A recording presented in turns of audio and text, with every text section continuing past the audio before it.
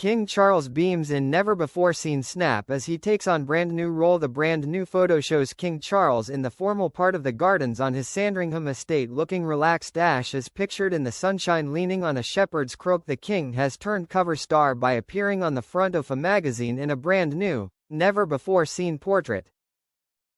A relaxed-looking Charles is pictured in the sunshine, leaning on a shepherd's crook, dressed down without a jacket and in a pale open-necked shirt, beige trousers, and brown suede shoes on the front of Country Life. The portrait was taken in a formal part of the gardens on the King's Sandringham estate by photographer Millie Pilkington, who was personally picked by Charles for the occasion. The snap accompanies a feature on the restoration of his gardens at Sandringham. Country Life editor-in-chief Mark Hedges described the work on the outside space at the Norfolk estate since Charles became monarch as remarkable. He said, "Over the past 3 years, His Majesty the King has overseen a remarkable restoration of the gardens at Sandringham, reviving historic landscapes, reimagining formal parterres and creating new spaces of reflection and natural beauty for visitors to enjoy." Country Life was privileged to have been given exclusive access to the gardens, and the result is a magnificent feature by Charles Quest Ritson, with exquisite photography by Millie Pilkington, who was chosen by the King to take the pictures.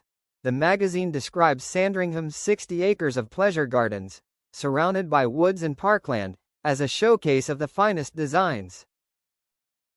The King has rebuilt the formal areas with a sundial garden, a topiary garden inspired by Charles' boyhood memories of Queen Alexandra's ornamental garden at Sandringham's Dairy Cottage, and a maze. The King is a fan of mazes, once telling broadcaster Alan Titchmarsh that there's nothing more enjoyable than getting lost in a maze. He has also introduced a 400-yard-long, 366 meters, magnolia walk planted with hundreds of different varieties, including many of his personal favorites. The scale, the speed and the importance of what he has already achieved cannot be overemphasized, the magazine added.